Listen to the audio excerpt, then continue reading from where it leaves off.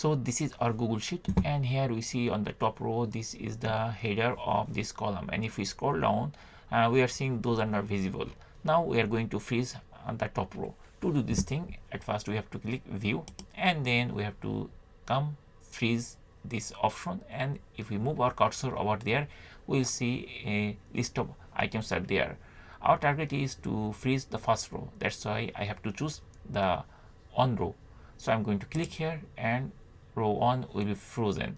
Now if we scroll, we'll see that this row is still frozen, and it will be frozen always. And that's it. In this way we can easily freeze the top row or couple of rows using Google Sheet.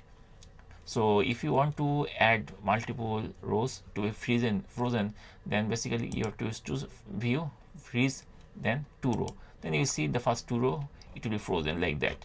And to unfreeze this thing, what we need to do, we just need to click view, freeze, no row, and it will be like that.